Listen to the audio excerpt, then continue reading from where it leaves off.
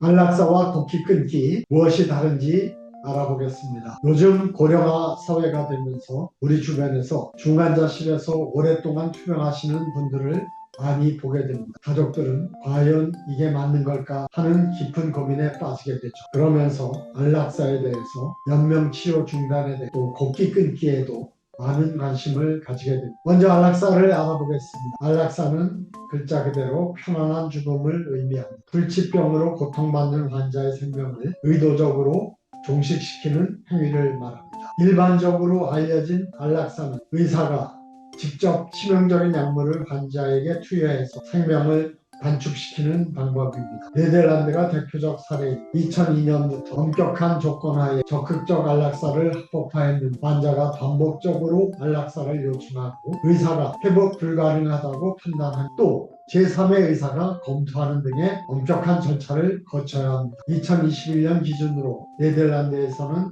연간 약 7,000건의 안락사가 시행되고 있습니다. 현재 우리나라에서 사용되고 있는 연명의료 거부는 소극적 안락사라고 불려지고 있습니다. 즉 무의미한 연명치료를 중단할 수 있는 것이죠. 인공호흡기 착용, 심폐소생술, 항암치료를 중단하는 것들이 여기에 해당됩니다. 2009년 대법원에서 판결이 나 김할머니 사건이 있습니다. 식물 인간 상태가 된 할머니의 가족이 인공호흡기 제거를 요청했고 대법원은 환자의 자기결정권을 존중해서 연명치료 중단이 가능하다고 판결되었으며 우리나라에서 연명의료결정법이 만들어졌죠. 여기에 걷기 끊기도 많은 관심을 끌고 있습니다. 영어로는 VSE, Voluntary Eating and Drink이라고 부릅니다. 환자가 스스로 음식과 물을 완전히 끊어서 자연스럽게 죽음을 맞이하는 방법입니다. 걷기 끊기의 특징은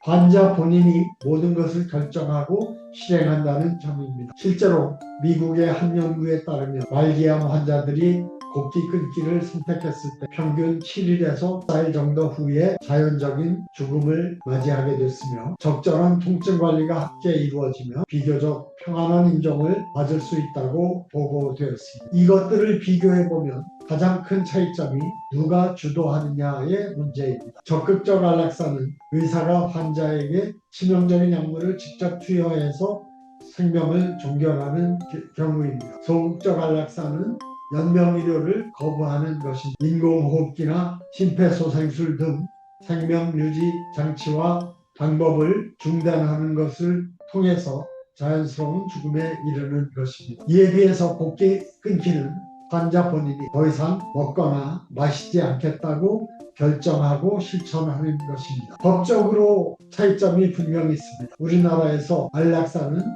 허용되고 있지 않습니다. 소극적 안락사는 연명의료 결정법에 따라 엄격한 조건하에서 이행되고 있습니다. 걷기 끊기는 일반적으로 환자의 자기결정권으로 그 결정을 존중받습니다. 마치 수술을 거부할 권리가 있듯이 음식을 거부할 권리도 있다는 것이죠. 걷기 끊기에 대해서 많은 분들이 정말 가능한 일일까? 얼마나 고통스러울까? 하는 궁금증을 가지고 계십니다. 먼저 걷기 끊기가 실제로 어떤 과정인지 알아보겠습니다. 미국 오레곤주의 한 호스피스 연구에 따르면 걷기 끊기를 선택한 환자들은 대부분 7일에서 14일 사이에 자연적인 죽음을 맞이했습니다.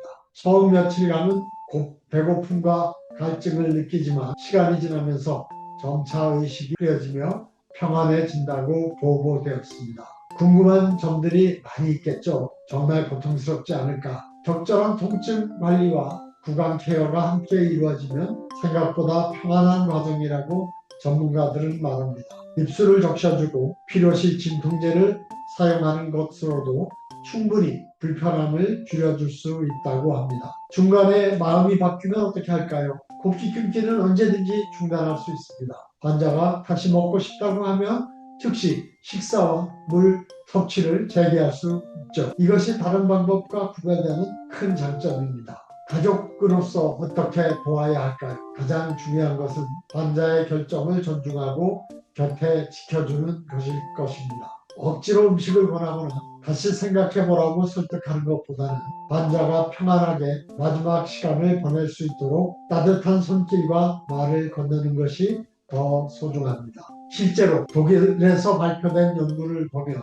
곱기 끊기를 선택한 환자의 가족들 중 85% 이상이 환자가 존엄하게 인정했다고 평가했습니다. 의료진들의 역할도 중요합니다. 우리나라에서도 점차 곱기 끊기에 대한 의료진의 이해가 높아지고 있습니다. 의사들은 환자의 선택을 존중하면서 동시에 불편함을 최소화하는 완화 의료를 제공하는 역할을 합니다. 오늘 다룬 주제가 무겁고 어려울 수 있지만 이런 것들을 미리 알아두고 생각해 보는 것이 필요한 시대가 되었습니다. 중요한 것은 환자의 존엄성과 자기 결정권을 존중하면서 또 한편으로 생명의 소중함을 잊지 않는 균형 잡힌 시각을 갖는 것입니다.